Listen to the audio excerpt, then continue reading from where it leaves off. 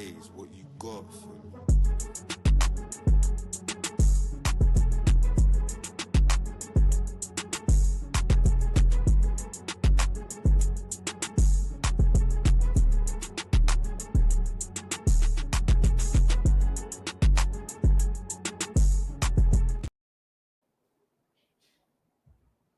Durag Diaries, yo, what's good, people? Welcome back to the channel. Today we are here with a match preview. Everton away at the Hill Dickinson Stadium, I believe it is. It's a mad name. Dickens sign is Dickin anything is crazy. It's wild. Yeah. Dickens sign. Dickinson's crazy. Like Dickens son. Dickens son is wild, bro. I guess that's what's going up there with the Scouts people and that. That's a mad name, isn't it? So the Hill Pause Stadium. It's I'll be honest, it's not come at a good time for us. We could potentially be looking at back-to-back defeats in the Premier League. Tough games incoming. We've also got Newcastle away in the midweek, and then we go to Chelsea before going to United and Arsenal. And we also have PSG somewhere in between that as well. So it's not looking good for us, but it's also an opportunity to turn around the tide, be the turn of the tide, I should say, and potentially catapult the team into some greatness. Because if Thomas Frank gets through this period and really shows that he can adapt and he can work with the squad, then a lot of people will start to believe, especially throughout this period. So we're going to get into all of that stuff, get into some of the lineups. We'll do a lineup builder, some predictions for this game. But before we do any of that, make sure you take your shoes off in the damn house and smash the like button. If you haven't already, make sure you are subscribed because we are on the road to 5K. Final lap settings, like last 400 and something to go. So make sure you people are subscribing, but not just to me.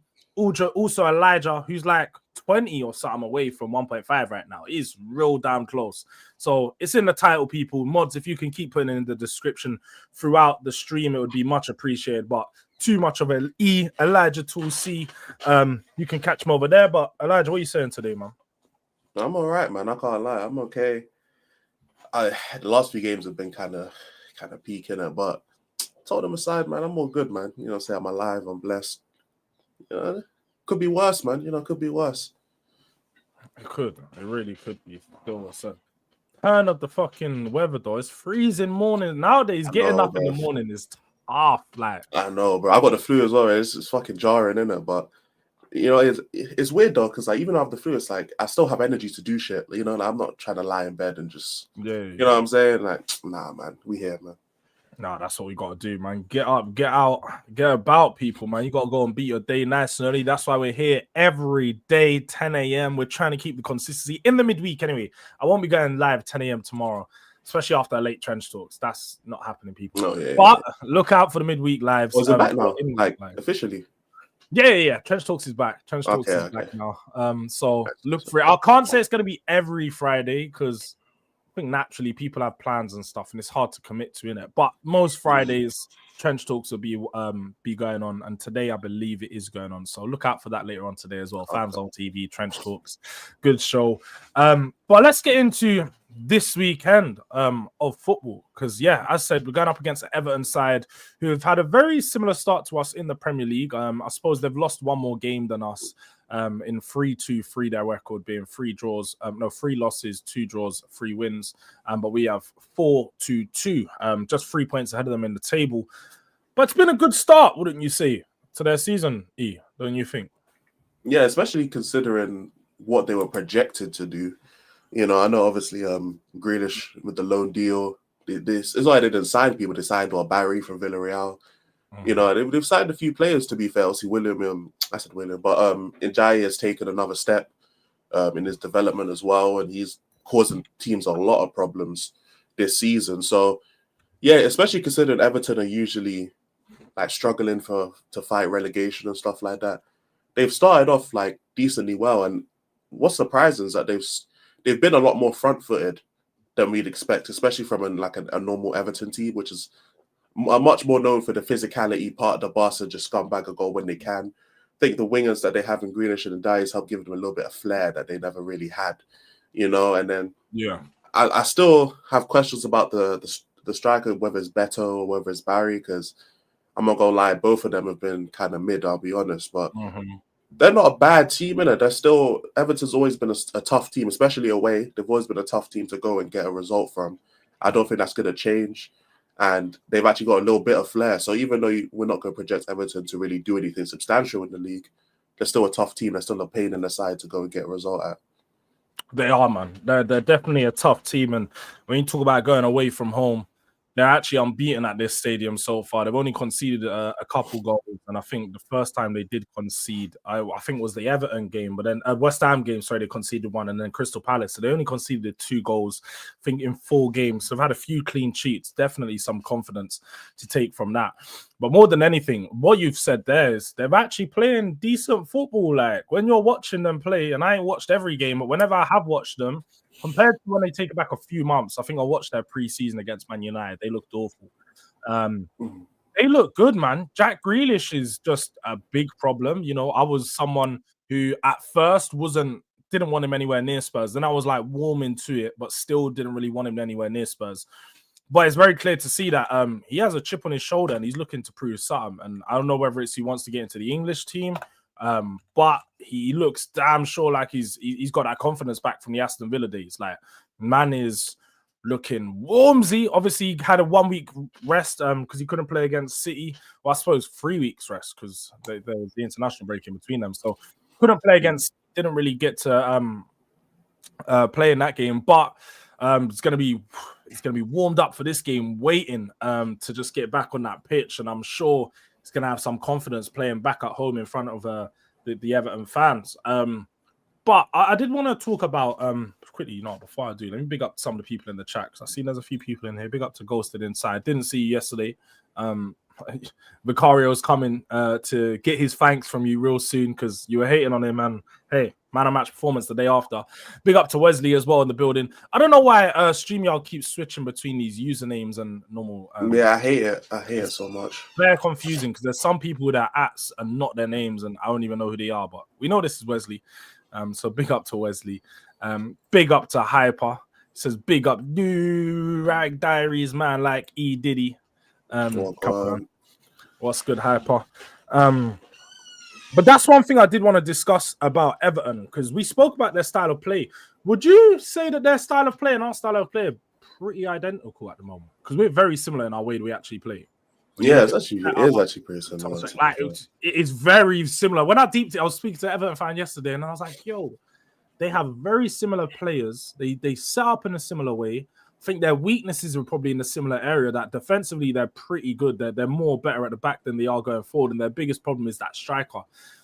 In the wings, they're good. You know, you got Grealish and Njai out on the wings, and a lot of their play comes through their wing play. If it's not through the wing play, they play over the middle rather than through the middle. It's very similar to us. Very similar. And that's why it's going to be such an important game because I don't know. Obviously, with no Romero, I don't know how that's going to look, to be honest, man. Now, to be fair, yeah, we ain't really played Everton in years. And what I mean is, I'm not looking at the last times we played Everton. There's no chance, bro. I'm not looking at it. Bro, when we played Everton last time, we had a 3-back with Ange Postecoglou. I'm not looking at the last Everton fixture we played away as an indicator of what it's going to look like because even Calvert-Lewin got a goal. No, it's not going to happen, innit? But we do definitely play very similar in terms of defense first, struggling in attack, especially in the middle. The wings are where everything's going to go through. I'm really going to be looking at Odegaard's game if he plays. If he plays, this is going to be a big test for him because he's not exactly physical. He's great on the ball, but he's not physical at all. And this is going to be a game of physicality.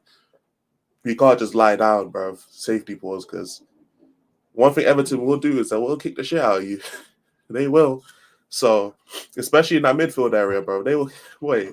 You got Idris Gay in there. Literally. Yeah, Garda Gay will kick the shit out of you, bro. If he feels like it, it's like, man. But yeah, in terms of philosophy, we're definitely looking similar to Everton. But at the end of the day, we still have the better quality players overall.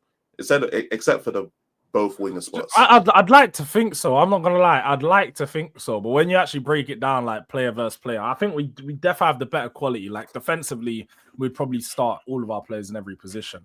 But once you go forward from there, you start to look at a few players that could probably get into our team. Like right now, like Idrissa Gana-Gueye, obviously not over Paulinho. James Garner's started the season really well, by the way. So James Garner could be an option in that midfield for us above Bentancur because he actually plays football. Yeah, but Bentancur, brothers.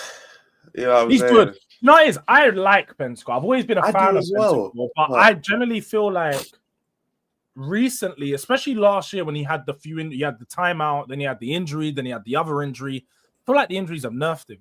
I just think the injuries have nerfed him completely, bro. Because he doesn't run forward. I don't know, bro.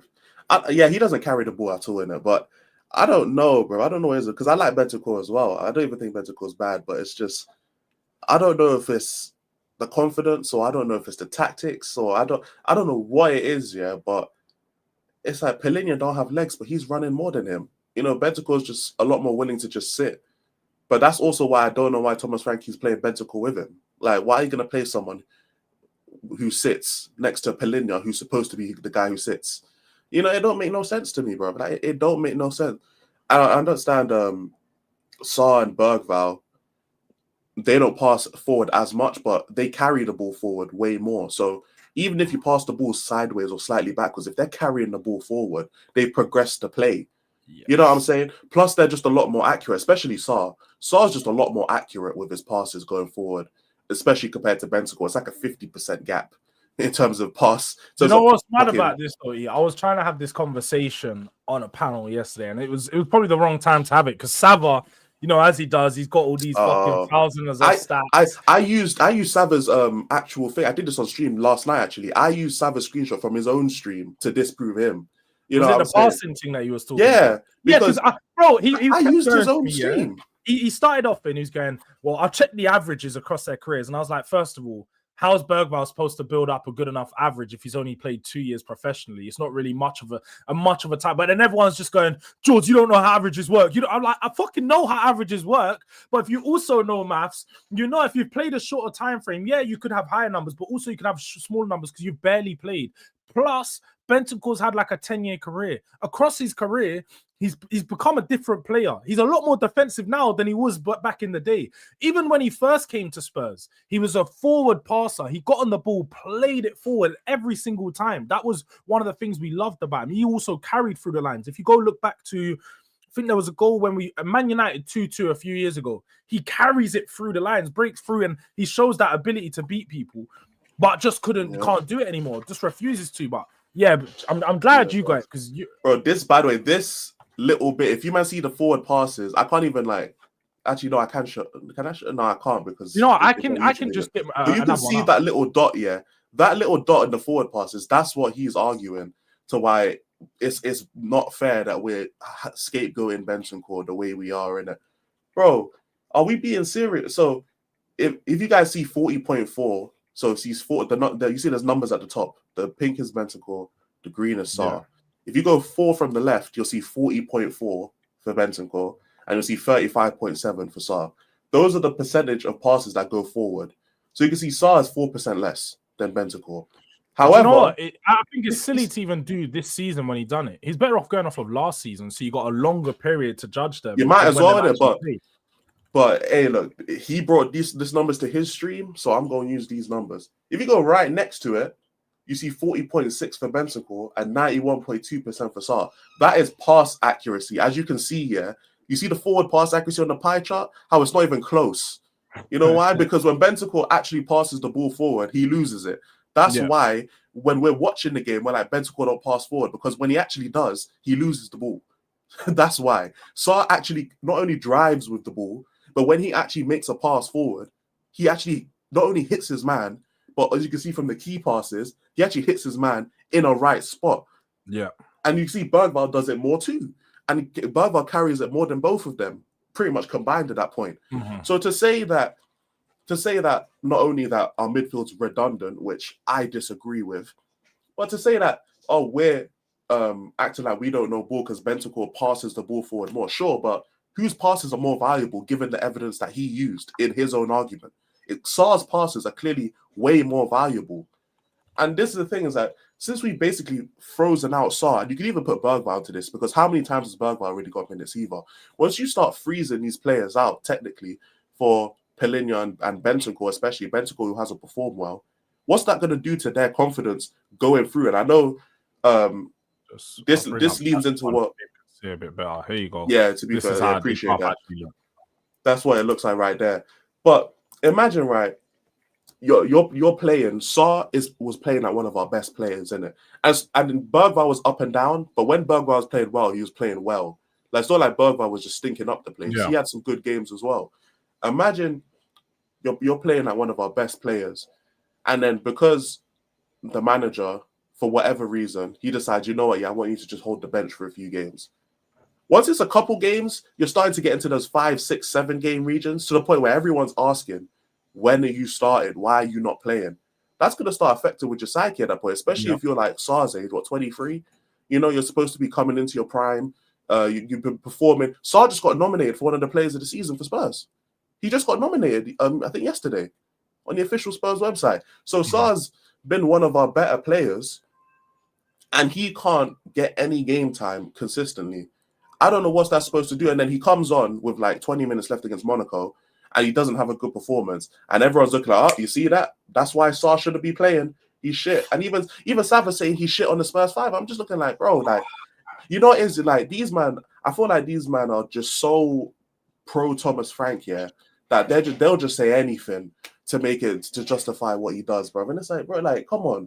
The man's allowed to make mistakes. You can still be frank. That's exactly it. And mistakes he makes. Like, this is weird to me. And do you know what it is? I feel like sometimes, and shout out to Sava, because I do think the one thing I'll give to Sava is he explains his opinions well. So even as much as we do disagree with him, he does have reasoning behind what he says.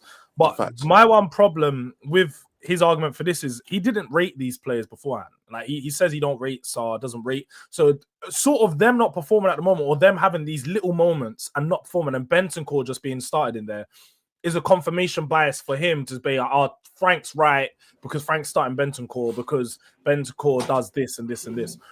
It's very clear to see you have to judge the performance off of this season. Bentancur does not do the same job he does this season as to what he previously used to do. He's now under Frank. It seems like he's even more defensive than he was. We wanted him to be our 6 last season. He didn't hold the line the way he does now. He wouldn't even hold his position the way he does now. With Ange, he was at the 6 spot, still drifting out of wide, drifting forward, not holding. And this was one of the problems as to why we're like, we need a 6. We need someone to play in that position next to him, potentially. But you're now seeing with him getting that new deal, which it's now tough, because it's like, this guy is our backup 6 or our 6 option. We need someone who can actually progress the play from deep, and goes to show a lot of people who wanted the Adam Whartons, wanted the more Angelo Stillers, the Labours, these type of players, the progressive DMs. It's understandable as to why we've identified that, but Thomas Frank knows the players he has now. He's seen these players long enough. When you talk about Sar, we saw Sar in pre-season be Thomas Frank's best player. He started off the season as the best player, was scoring goals, had the confidence. I think he picked up a minor injury, got dropped. Bergvall, like I said, performed for a few games, and it was just like, now he doesn't want to start him. I don't really know what's going on. Don't know if man's got fucking Thomas Frank's nudes or something. Like, man just doesn't want to get him back involved. But if there's any game where he needs to start, it would be this weekend. I think when you look at this weekend, when we talk about the team that they have, the midfield, the one thing that David Moyes has done really well is to set them up with a good midfield base. Like Idris Gueye and James Garner fit each other, and they don't match each other the way Bentancur. They sort of balance each other out with the way they play. Plus, you have someone like Kieran Dewsbury-Hall, who's really adept at sort of dropping into those areas. He's unlike Xavi. I know Xavi sort of plays more in that final third and hangs about in that area, as I think we want him to. Kieran Dewsbury-Hall is more likely to drop in a bit deeper and link up play with those double pivot midfielders. But I wanted to come over and talk about another player, because we all know there was one man that he was chasing. Diddy was chasing this guy all summer, and he ended up at Everton for the price that we all knew he was going to go for. Tyler Diblin.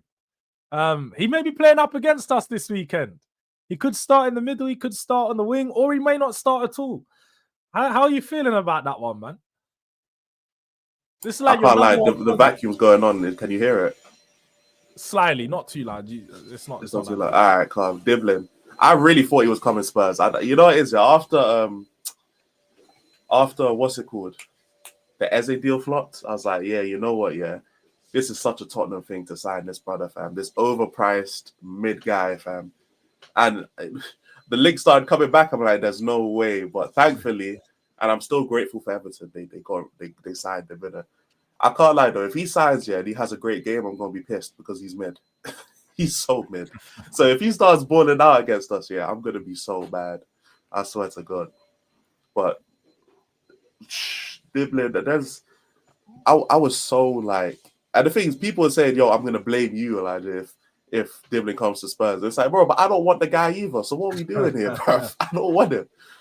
But honestly, when you started saying that, someone that I've been chasing some, I thought you were going to talk about Grealish, because obviously, like, you weren't as high on Grealish as I was, because obviously his attitude and things that, to be fair, was a big question mark at the time. But yeah, the wingers, I think the amount of quality wingers that Everton have are probably is better than ours, to be fair. It's way better than ours, bro. Like, it's not even when you deep it, they have Diblin, Njai, Grealish, and on the bench they even have a McNeil.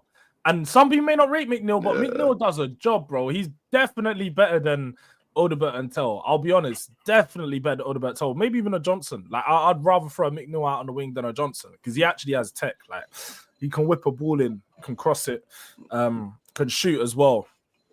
But yeah, no, they have dangerous players, and that's one thing I'm worried about is when they break on us on the attack. They've got players that I'm now afraid of running at us. I don't want Njai to be running out of defense. We all know what happened last year with him dribbling through half of our team to score that goal from the halfway line. But you've also got Grealish that can do a very similar thing. And if you start Tyler Diblin in there, you've got another problem to deal with. Just three players that are going to ball carry their way through that midfield. So what are we saying? We're going Saar, Paulinho in the midfield. Does Xavi start this game? Where are we at with Xavi? Because there's some people who I know, I'm sure you've already seen the tweets. We've got to have a serious conversation about Xavi. I think he's a flop. I don't think Xavi's the player we thought he was coming in. All the conversations have started. Everything that was happening with Wirtz, it's happening with Xavi. What have you been impressed by, and what are the key areas you need to see him improving? One thing I've been impressed by Xavi Simons is his ability to act on instinct. I think a lot of players nowadays just take too long. And whether it's the right decision or the wrong decision, just being able to act off instinct is something I really rate in a player, because you're not always going to have the opportunity to just stop the ball and decide what you want to do. You're going to have to just do something. And one thing I always think of with Xavi Simons, you know when he tried the Rabona pass and he flopped it? Yeah. I just like that he attempted something like that, because he just has, even though it pissed me off in the moment because it's like, yo, we need something. I like the fact that he attempted it, not only because it was instinct, but also because he has the you know what I'm saying, the cojones to do stuff like that. So I rate the instinct that Xavi has, and I rate the ability for him to keep the game flowing. I think sometimes he's just too passive though. There's a couple times where I want him to just take a shot, and he just keeps the pass going. I don't like how in some games these men are waiting for Paulinho to rock up to take the long shot. I don't like that, bro. I know he scored a long shot. I know he scored a long shot against Wolves, but Xavi Simons, you could take the long shot too, innit? And the long shot he took against Monaco, I'm like, bro, the amount of times he's had the Rose Ed one. The amount of times he's been wide open to just wrap a shot, and he takes that shot with a defender pressing him, and he skies it too. It's like, that's the long shot you chose to take. It was a bit frustrating, but I think Xavi Simons just needs to force the issue more. I think the only reason why he hasn't been too involved in terms of, I guess, stats-wise, but I think it's because he's just not forcing the issue. Like, you see a lot of creative midfielders, especially those who have high GA, they force the issue. Like, I don't rate Bruno at all. I think he's dead. But with the amount of passes he spams, he forces the issue, bro. Like, you're going to have to notice it at some point. I think De Bruyne is similar, but he's just way of a much higher quality. Even when you look at someone like Kulusevski, different type of playmaking, but him driving the ball right at the defenders forces the issue. They got to react somewhere. And I think Xavi Simons, hasn't forced the issue at all when it comes to his type of playmaking and how he plays football. So I don't know if that's more of an adaptation thing. I don't know if it's a tactical decision. I don't know what it is yet, but only time will tell. And I'm sure as time goes on, we'll be able to see what Xavi Simons will be able to do. But for anyone who thinks Xavi Simons is going to come in and be the fucking piece to the puzzle, like, no, bro, like, what are we doing here? He's not going to be the piece, especially on his first season. He's not going to like, what are we doing? No, that's the thing, is people need to naturally understand that it's going to take some years for him to start getting to the level that he's at. I mean, even if you look at players like, let's say, Odegaard, who come into the Premier League at a similar age, around 22 when he moved from Real Sociedad, was not the player that he is today. Or even the player that he is today isn't that impressive to some. For some people, he's a world-class player. For some, he's just a good player. But regardless, when they come into the Premier League, it takes that some time to sort of get used to, pick up to the physicality, the speed. I think more than anything, though, is because of our lack of attacking structure, it doesn't really help when he comes into the team and doesn't have anybody to sort of play off. He's had changing strikers, changing partners in that midfield. There's not been a consistency of players that he can play with, apart from, you could say, Kudus up top. Richarlison is not a player you're ever going to really link up with anyway, so he's not a great striker to build up of. But when you talk about forcing the issue, that's the one thing I would criticize him on. Is, look, I think he's been good in moments. I think he's showed his technical ability to be really good, and he shows, like I say, the confidence and the cojones to do certain things that other players want. You see him do a lot of outside of foot pass and these things, but he needs to force the issue. I need to see him take more shots. The one thing I've known Xavi for is to be on the edge of the shot box, shooting a lot, trying to score goals and trying to create and be that player that steps up. I think at the moment he's just a bit shy to do it, maybe because he's new to the team. He doesn't really have that same confidence to go out there and do it. But we need to see it happen, because ultimately he can be that difference maker. He could be that piece to the puzzle, but he's just not showing it. And in these types of games that we got coming up, we're going to need someone to step it up. I'll also say Kudus as well. I think Kudus has been really good. I really haven't got much to take away from Kudus or slight to Kudus. But at the same time, I think he needs to shoot more. I think he needs to try to create more shooting situations for himself. And I know it's tough, because when I watch him, there's a lot of times where he's in two V1s and 3v1 scenarios, and they get a lot of players surrounding him because he is naturally problematic. But he needs to start using other players to do 1-2s and sort of just create those options to just open up, like Mbeumo would. That's the one thing Frank done really well. And Mbeumo just finds opportunities to shoot. He doesn't want to, and I get, like, he's not the Kudus type to want to beat his man and stuff. And I like that Kudus wants to beat his man, but you need to try and find more opportunities to create a shot for yourself or someone else. But Xavi, this is going to be a big game for him. It's a big game for him because obviously he's been in and out of the team. He gets dropped and then he plays, and then he gets dropped and then he plays. Mm-hmm. Do you think he starts in this one, or do you think he could potentially be dropped again and sort of give him the second half? I'm not sure, to be honest. I low-key feel like I actually don't know. I'll be honest, because he could start and I wouldn't be surprised, and he could be dropped and I wouldn't be surprised, because in a game where it's going to be a lot of physicality and it's just going to be a rough game, you need your quality players to step up. And Xavi Simons, make no mistake about it, is one of the better technical players in this team, however people feel about it. So it could be a thing where we just start our technical players up top and then have just a physical, athletic midfield and defense backing them up. And we just say, you know what, we're going to be your soldiers, we're going to be, your security, and you, man, do your thing. Or we could start again, like how we used to start with Sarr in the 10 to initiate a press and just go with the athletic, complete team, innit? So I wouldn't even, to be fair, I wouldn't even be mad if he started or got benched, because it really just depends on our makeup to the game. Like, if it's some weird mashup of the lineup, then I'm going to look at him sideways. But wherever the lineup is, I'm not really too mad about it. I just want to see how we end up playing and what the adjustments are made. Yeah, it's like whatever. As long as the adjustments are made on time, then I'm okay with what the lineups are, because Everton, we know how Everton want to play, but now that they have that attacking flair to kind of match up with it, it's not as simple as, that we're going to control the game because Everton are going to park the bus. Like, it's not that simple no more with Everton.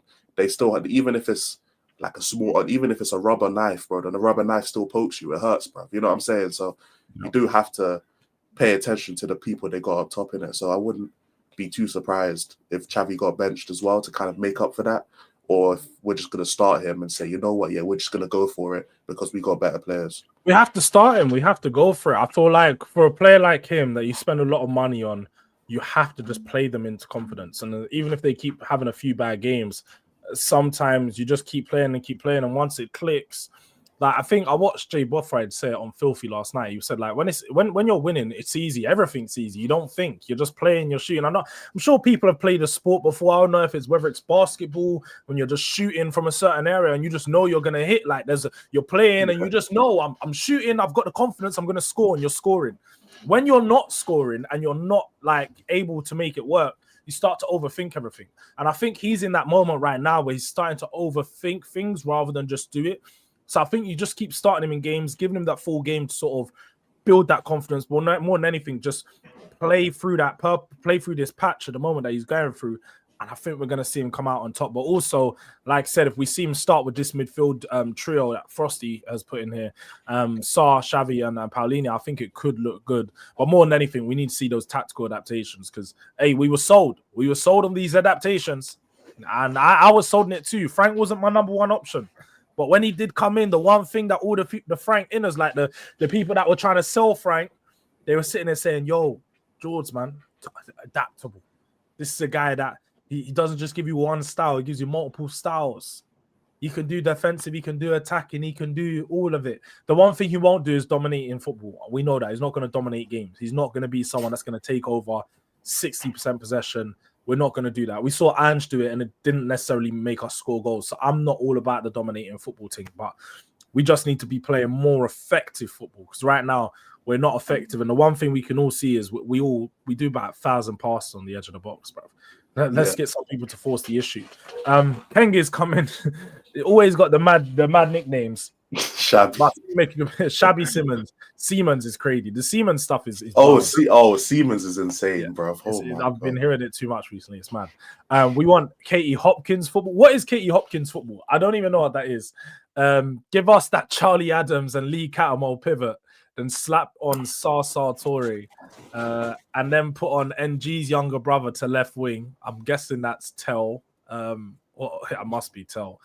And our savior to right wing in Kudus, up top Congo, Mali, Rwanda. Okay, bro. All these fucking nicknames, bro. Bare nicknames. We got too many pressing eights, not enough passes. We might as well play a PMP team, 0 ball play outside of Kudus. I think we have some ball play, but it's just not good enough. But you are right. Big up to Tyrell Gunner as well. Appreciate you, bro. Frank has to go back to the drawing board. He's been able to change the system. I know it has been said about Frank, give him more time, but one Daesh has only had 3 training sessions not on the Forest and 1. Well, Thomas Frank has won. I don't think it's fair to compare Sean Dyche to Thomas Frank because Sean Dyche come into a team that needed a win. Like they've gone 9 games. They've gone 5 months with 2 wins. 2 wins in 5 months. Like they needed that win, bro. I think that team fought something out. And let's have it right. They scored 2 penalties. They scored 2 penalties. 2 penalties. I didn't see it. Yeah, they scored 2 penalties yesterday. They didn't score goals.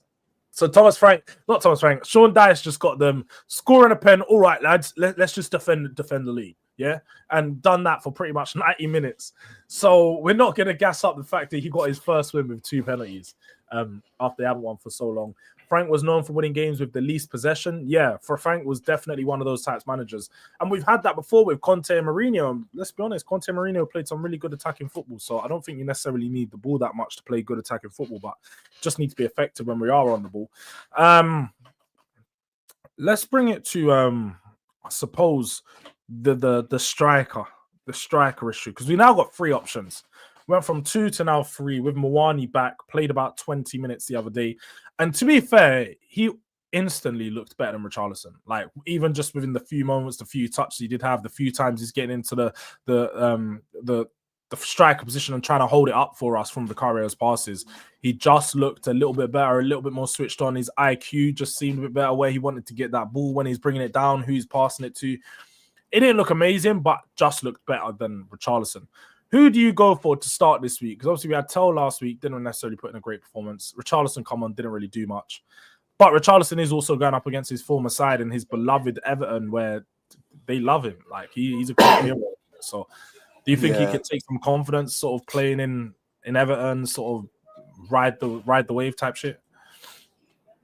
I don't know, bro. I'll be so honest. I don't think Colin Muani starts regardless, just because damn, he's like, there's always when I'm streaming, bro. Someone's making bad noise, bro.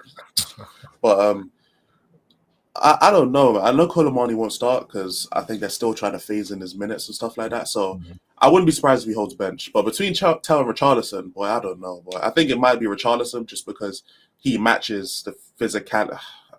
Richarlison matching physicality is crazy, but better than Tell at least. Isn't it? He's just better physically than Tell. You know, even though he'd just be diving to the floor as well. But hey, look, Tell's a 1 out of 10 physically. Richarlison's a 3 out of 10. So you know what? Maybe Richarlison might be able to deal with the physicality a little better. But I think Colin Muani will get subbed on regardless. And I think Tell might hold bench in it. I ain't gonna lie. Yeah. It's that's where I'm at in my head. I'm not gonna lie. Like logically, I'm sitting there and I'm thinking, like, is Muani ready to play a full game? No. Could he play an hour though? He should be able to. You'd like to think a player who's been back from injury for a while now. I think it's been at least 2 weeks. Should be able to play an hour of football, at least 50, 55. You know, I wouldn't mind starting him. You give him a start. Let's see how he could play from the start of the game, sort of getting involved when the game state is a bit more settled and building his way through the game. And then obviously, if he doesn't perform or if he's just not fit enough, we can sub him off for Richarlison in that second half. But I just think we need something different up top. I feel like with Tell, he drifted way too much out on the left on the weekend. We kept finding times of when him, Odobert, and Xavi were all within that left space, and I suppose Spence as well, because he's underlapping/overlapping. We found 4 players in that wide left area, but had nobody to cross the ball into, plus nobody on the edge of the box to sort of receive and create something. So I think Tell's been not great positionally, but just gives us a little bit more on the ball ability than Richarlison. But like you said, physically, which is mad because Richarlison breaks down all the time. He gets bullied by a majority of the centre-backs in the league. Yeah. Physically, he is just a little bit more rough and rugged than Tell is. And probably when you're going up against like James Tarkowski, Michael Keane, 2 just real Brexit centre-backs, you're going to need someone like him to get in between them and just cause a bit of a problem, be a nuisance, running left, right, and just doing the things that other strikers won't. But I feel like we just need a little bit more finesse, a little bit more technique, someone who can do 1-2s with Kudus, and someone who's just a bit smarter. And I think Colin Muani is that player. And I think he deserves the time to just start, innit? But like you said, I'm not going to be mad if Frank doesn't start him, because ultimately he is trying to wean him back in from an injury, not trying to get him re-injured, and is trying to take his time with it. So I'll totally get if Muani doesn't start. Winston said Richarlison has lost all his confidence in front of goal. He doesn't look as if he wants to be there. You haven't got anything else up front, and Frank needs to start Spence against Everton. Yeah, I think Spence definitely start. I think Spence was dropped for Monaco so he could start against Everton, because obviously he can't play every single game. And if Udogi's injured at the moment, there's this big risk that our only left back could be injured. So we definitely got to make sure Spence does not get overused and we're using the right rotation. And we're going to have the same problems against Everton that we do against all teams. Only Kudus can hold the ball up. After him, we just lose possession. Do you think Everton are going to press us, though? And that's the one thing I think could be different. I don't think Everton are going to press us into oblivion like the Villa, Monaco, and Bournemouth teams did. Because let's be honest, they're the games that we struggled the most, because the way they press our teams and our lack of ability to play out from the back. Do you think it's going to be the same against Everton, or do you think we'll have a bit more freedom? I think we'll have a bit more freedom. I don't think, you know what it is? I just don't think teams are as scared of us having the ball. Mm-hmm. Because we don't really create anything in open play for real, like not that much, you know, unless it goes through Kudus or it goes through the wings. And if Odobert starts and he's having a good game, then we'll have a bit more we'll have more of a dynamic offense. But they're just not scared of us having the ball, like in general, really. I think teams are kind of clocking on to, we kind of prefer if you man had the ball and we can just press you. You know, and now that we've kind of had the ball more, the lack of creativity and, to be fair, the lack of a lot of stuff, but mainly creativity in terms of going forward, is starting to hurt us a lot more now, because we can get the ball to the final third and we can fire shots or fire the ball across the goal and stuff like that. But it's always that last bit which we can't do. And that's where we're relying on long throw-ins, set pieces, like all these weird kind of goals, long shots now and again. We're just really destroyed when it comes to just holding the ball. And if I don't know how much Everton are going to do tactically, but if they do choose to just set off and just hit us on the break, we could be caused a lot of problems. Yeah, I'm a bit worried about that one. That's the bit I'm a bit worried about, because if they do sit off and they do hit us on a break, like you said, we'd be in a situation where we're going to be forced to create, and we have to make sure our creators are actually doing stuff. Because if we've got a lot of the ball and we're doing the same thing that we usually do, where we get out to the wide area and just spam crosses, you're going up against Tarkovsky, who's massive. He's an absolute giant. Doesn't really lose too much crosses, and then you also have, like I said, you got Pickford, who he's pretty decent at coming out collecting. You've just got a team that is primed for set pieces. This is Everton's that type of team, very similar to us, and that's why, as much I don't think it's going to be an interesting one. I think it's not going to be an entertaining game. I think it's going to be a bit of a boring game when you talk about the quality. I think it's going to be a lot of set pieces, a lot of long throws, a lot of stop starting, like a lot of fouls. I can see this game just being very much like that, where it's not going to let either teams build up momentum. And plus, with us playing that midweek, I just hope that our players aren't leggy, because it does look like we could be forced to start a very similar team. And our back line is shot to bits at the moment, because we can't even make any changes. And that's, I do think, is a problem that we're going to come up against real soon, because Danso was obviously forced into the lineup over the weekend, but we don't know how naturally fit he is. I hope that he doesn't pick up another injury, because we'd be fucked. We'd actually be fucked. Oh, yeah. We ain't got no centre-backs right now. No centre-backs. Everyone's injured. Dragusin's injured. Romero's injured. Takai's injured. Shouldn't have sent Viskovic out on loan, because I don't know if Viskovic has been balling out, bro. I know. I've been very against him going out on loan ever since the summer, bro. I'm like, bro, no, because even during that time, like, it was just Danso, Van der Ven, and Romero, because Takai and Dragusin were still injured. So it's like, I was very against. I know he wants minutes and stuff, but I'm like, yo, there's no way Van der Ven and Romero stay fit the whole season. You're going to get your minutes, bro. Just don't go. And then he left. I'm like, we're going to regret that, fam. And we're already regretting it. Already. Dragusin could be back soon. That's one player we could potentially see back. I know he's been in training for ages. And do you know what? I'm actually looking forward to his return, because I think he will give us a good option to go into a back three. That's what I've been waiting for, man. Like, these man hate Odebear so much, man. These man hate him so much. You know what? Cool. Let's go to a back three then. Yeah. Actually, do you think that the back three system works better? Do you actually think that we look a lot more fluid, like playing with the back three? We will, definitely, because it will suit the way we want to play as well. You know, like with the actual wing backs. Porro's been shit, to be fair, but Porro, with his crosses, he has more license to go forward. When Udogie comes back, to be fair, I'd want him on the left rather than Spence. And I think we'll be a lot more solid defensively. I think the Bentancur issue won't be as much or as big of a problem, because we'll be playing a three back. So it'll be okay for him to kind of recycle the ball and we don't have to worry too much. And I think it low-key gives a bit more license to play Brendan Johnson up top with someone. Because honestly, Richarlison is so shit. But if Muani starts to get back into form, we could play Muani with someone up top. And then Xavi Simons in the 10.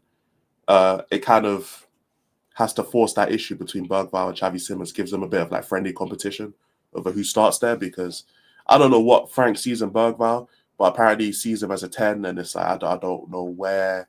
I don't know where he sees that. Like, I don't know how he sees that. It makes no sense to me.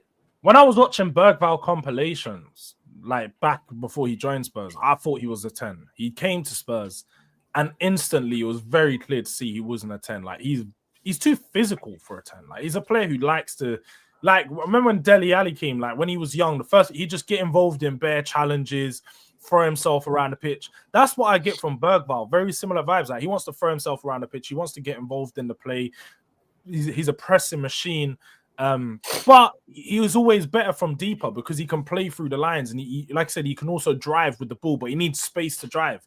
When he picks up the ball so high in the pitch, I don't think his IQ's naturally switched on to him making these final passes like a Bruno would, and so I'm not seeing him spray it across the front line because he just doesn't have that ability right now, and I don't think his thought process is at that stage. So I think I don't know what Frank sees in him as a number 10 at the moment, but with the 3-4-3, it would definitely give Kudus more freedom because he's going to be brought inside. And I suppose you can have him and Xavi playing as two number 10s next to each other. Now they've got two players to work off.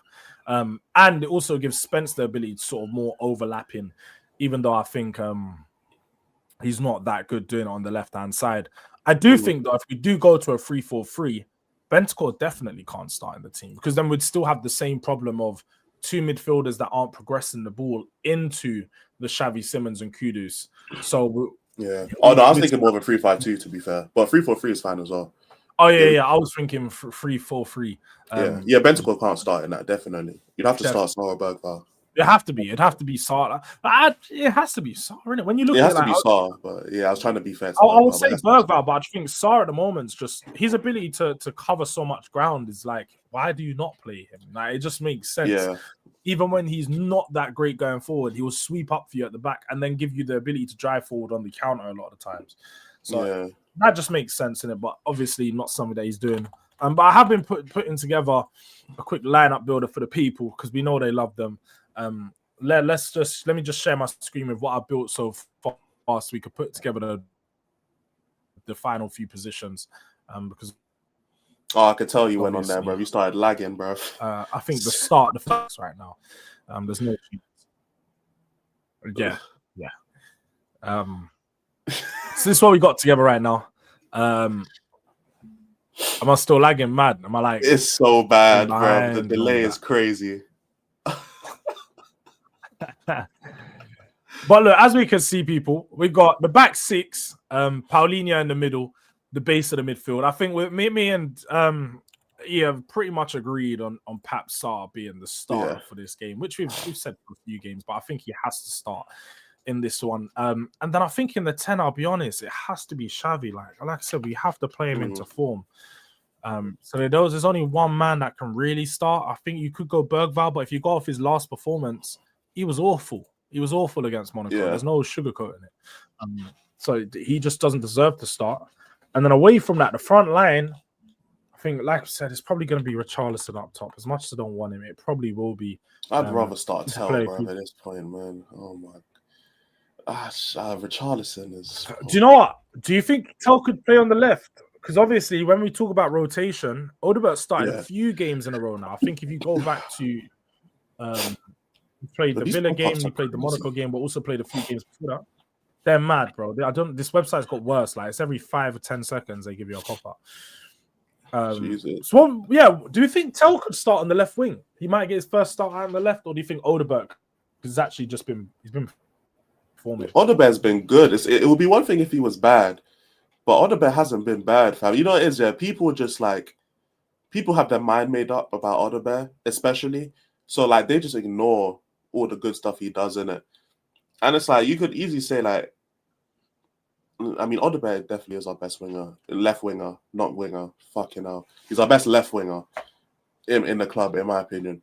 But I think because Tell and Odobert get paired together for reasons which I won't go into, but because they get paired together, I think it's imperative for people to, like, just talk shit.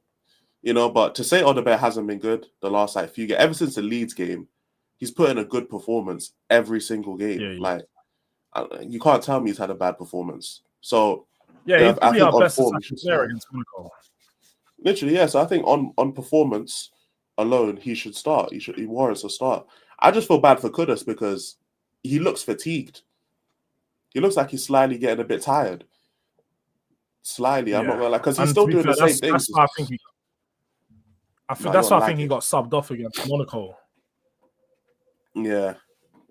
Jords is lagging chat like crazy. Like the delay is insane. Am I lagging? Oh, Ghost has said that you're both as bad as each other. He's capping.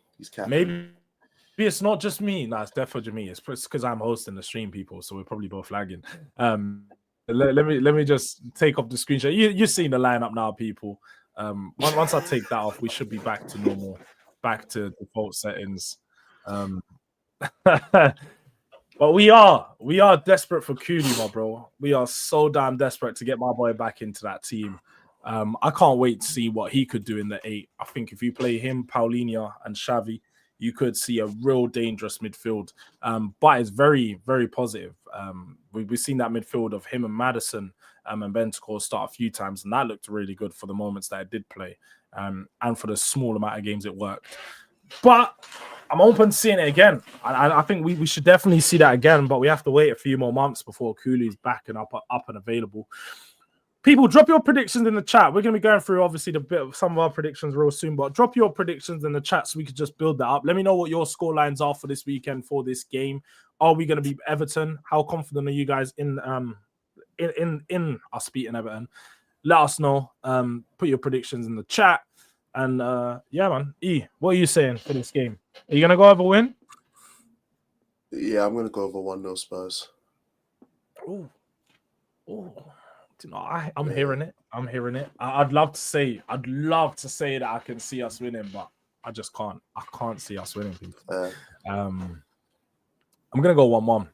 I'm just gonna go 1-1. I don't think it's gonna be a lot of goals. I think you got two very defensive teams, two teams that don't like to concede goals, and we're probably gonna see a stalemate. So I can't see us scoring too many. I can't see them scoring too many. And I just see us sharing the points off the back of our previous performances. The last Aston Villa wasn't a bad game, so I shouldn't even say the last two, but the last game was a bad performance. Monaco was really bad. Aston Villa was actually a decent performance, just it wasn't good enough quality in the final third. So hopefully we can change that. But I'm not going to predict a win. I'm going to be real.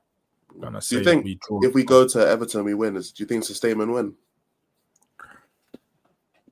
A statement for the time of how bad the performance was last, but it's not a statement win beating Everton because we should beat Everton. Okay. Like that'd be my expectation in the season is you beat a team like Everton. Maybe I don't expect to do the double over Everton every year, but I'd expect to beat them at least once.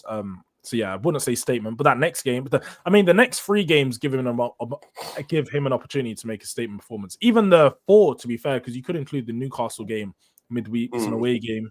That could be a statement, and then obviously Chelsea at the weekend. It's a big opportunity, and then Man United and Arsenal and PSG at some time. We could get our lick back on PSG, but very high. Right, bruv. Yes. Right, bruv.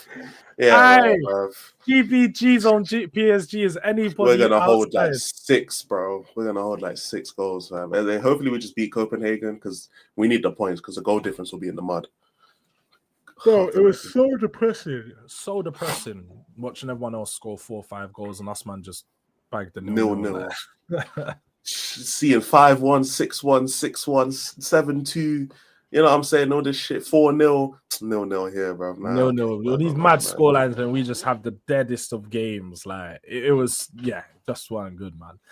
But Kulu x Kudus, that's gonna be. Just don't sign another player starting with K, bro. Because at that point, I don't think I can back Tottenham no more, bro. You know KKK, come on, man. That's the Kim Kardashians. We're putting it all together, you know. Kylie, Kim, and Kendall. We're getting it, guys. Trust me. That's why Kanye went crazy, bro. He was the third K, fam. Everton 2-1. Ghosted's got a 1-1. Big Lebowski's got a 2-1. Any other predictions? Kiwi's got a draw. The slot machine just says mysterious. He's 0010 right now. Actually, I heard he got a few assists, so he might not be 00 anymore. But hashtag E was right. What's this on Yasser? Man, like Yasser, bro.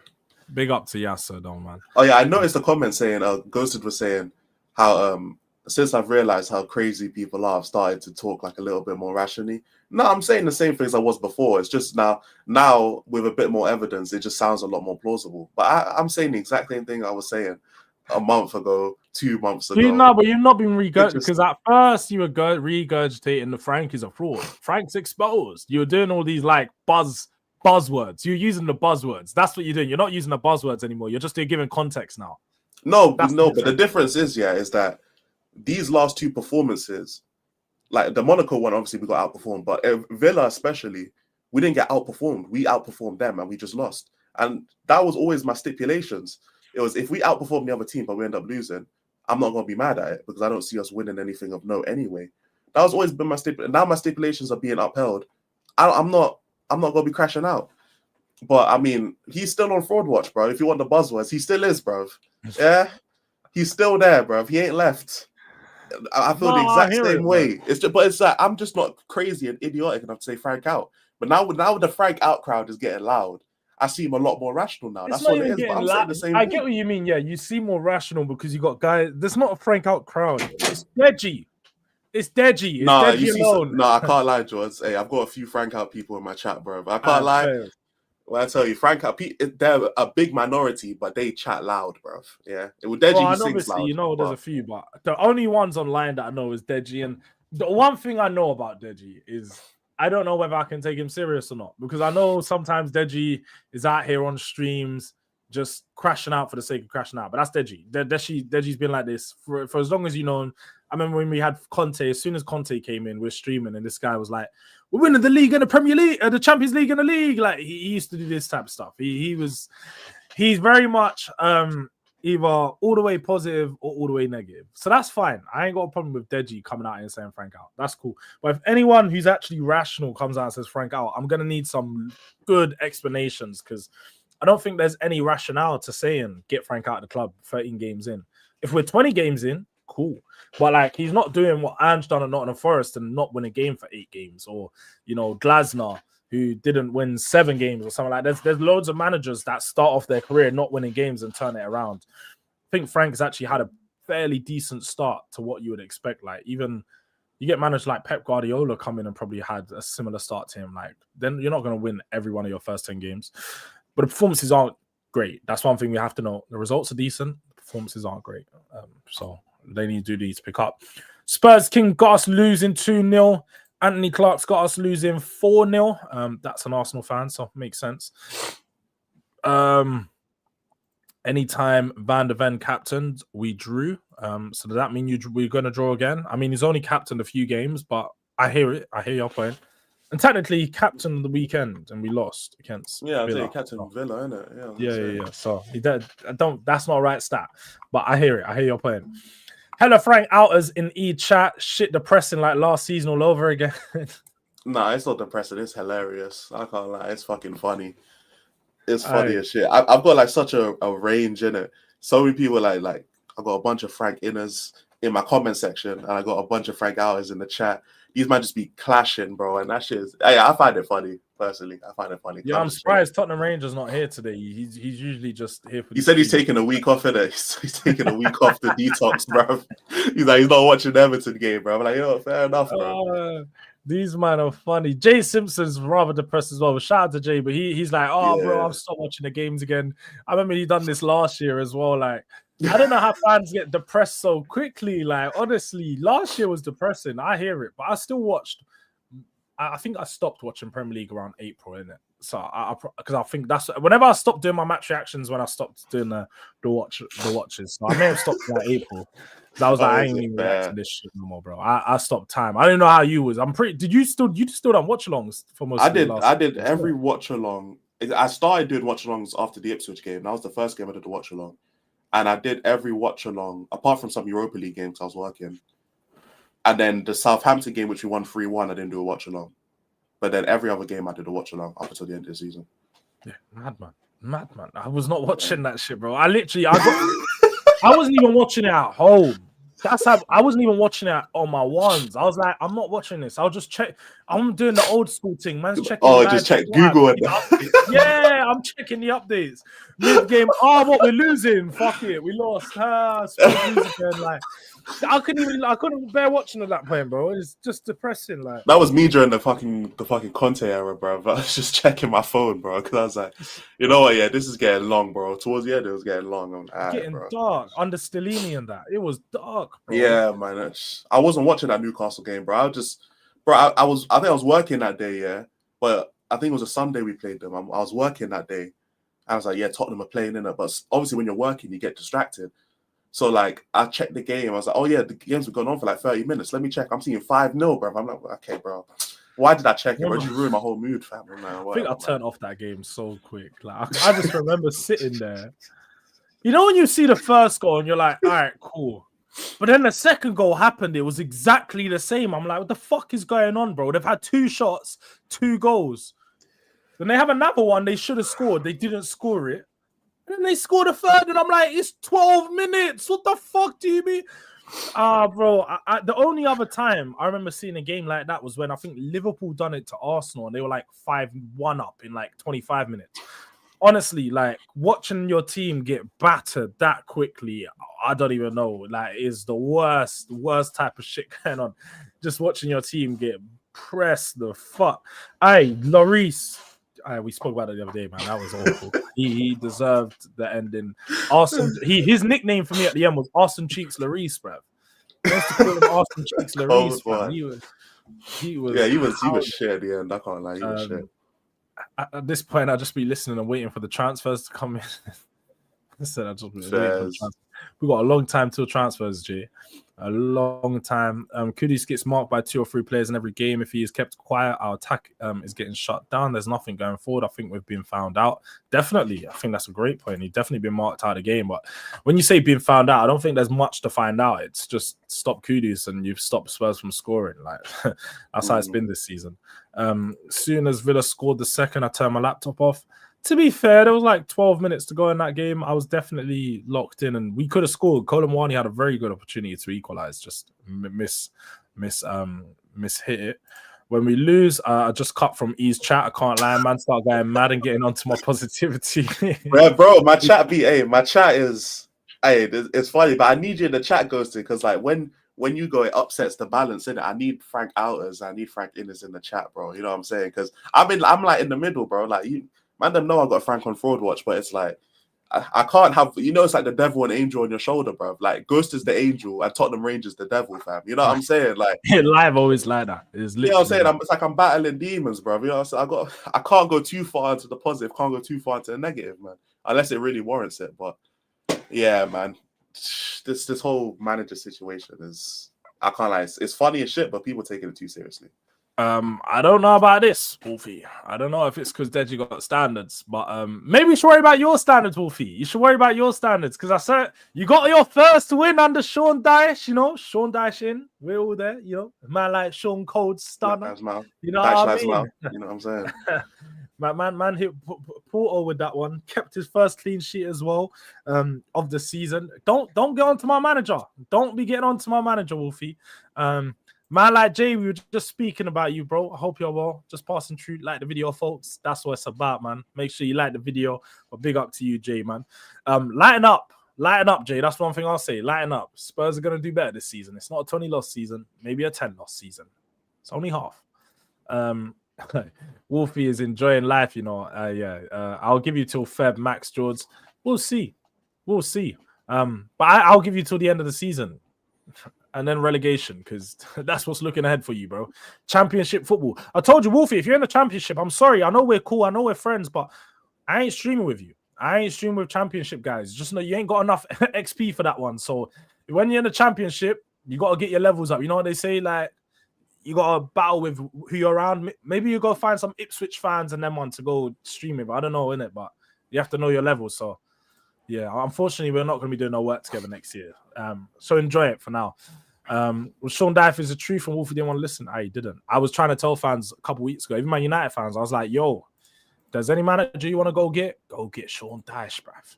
Sean Dyche will show you up at the back. He'll get you some points, and he'll make teams not score goals against you. And that's what you need sometimes. But whoever's putting Frank on Fraud Watch are embarrassing. Give him time. See, this is what I'm saying. This is why you might have just like, bro, you're knickers in a twist, bro. Like, it ain't that serious, but like me having them on Fraud Watch, bro, like that doesn't affect you and your life at all, bro. It don't affect Thomas Frank either, bro. Like, man, don't think Thomas Frank's gonna get sacked because I put him on Fraud Watch. Hey, I'm gonna watch the games. You watch the games. Have your opinion. I might have mine, bro. You know what I'm saying? At least I get paid for my opinions. All right, big facts. That's what I try to tell the chat sometimes, man. You guys, you don't do a Tony. Don't be a Tony, yeah. Hey, well, I tell you, Tony Bees. got one. He's the fastest one-hand typer. He's got 2 phones like Kevin Gates, bro. He's just out here just typing Man, on the one-handed same on either account, bro. phone, isn't Yeah, it? bro. He has to be. Because I don't know how someone could be. They I type don't know everything how wrong. my man does, bro. And he has all these accounts as well, bro. Like, how the hell does he do You know what it is? bro? It's so funny that like the other day I actually saw, the name is Tony, but his username was still Ashley, bro. I was like, I see your username. It says Ashley, but you've got a fucking Tony there, bro. Like, what's going on? Hey, bro. I'm And then he convinced come these in man with the Mikey Raw Riz account, and he was like, "It's not me, Ashley." fucking raw is, bro. Hey, That's the most cringe shit I've ever heard in my life, bro. Mikey Raw Riz is he's crazy. Oh my fucking god, bro. Big up to Philly, man, every time. Oh god, Philly, my guy, man. But yeah, Raw Riz, big up to Mikey Raw Riz, box to box 9, Richarlison, crazy stuff. Crazy stuff. But hey, we need visionaries. We need visionaries in this world. And do you know what? He might be a visionary of the box to box 9. But look, people, on that note, we'll end the show there. Shout out to everyone that's inside. What are the likes on right now? We're on a cool 30 likes. Can we get the likes up a little piece? Get up maybe to a 50 piece, whatever, little pinks. It would be nice. So smash the likes, people. Let's get those likes up just a little piece more. Make sure you're subscribed. If you haven't already, make sure you tap the link in not in the description, in the title. There's a name, there's a link. You tap that. Let's help E get up to 150. Yeah, let's get him up to that 1.5k. Literally like 20 something away, people. There's like 20 something people. So it may even be a little bit less than that, but it's around that. So it's not much. If everyone in here was subscribed, he'd be at 1.5, and it's a big goal. So let's help him get there. Make sure you guys subscribe to Elijah. I'm going to send you guys over to, just check if anyone is live. I think We Are the South stands live. I think Man City fans are live. So you go over there. Let's roll Daps. Yeah, Daps over there. Just go over there and say, Daps, you're chatting rubbish. Don't even, just write that in the chat. Just be the first thing. Just write, Daps is chatting rubbish. Let's rattle him. Because he hates that. He hates that, people. So just go in there, right? That's chatting rubbish. Drop a DRD raid after. Let him know you come over from your boy. And yeah, man, look, people, until actually, no, you can look out for. We do have a preview with the Toffee Blues, an Everton fan page. That's going to be releasing at 3 p.m. So look out for that. If you are a member, you'll get some exclusive access at 12. But yeah, man, make sure you guys look out for that. Make sure you guys subscribe to E right there. Big up to Ghosted. And yeah, man, Daps is chatting rubbish. Go raid up We Are the South stand.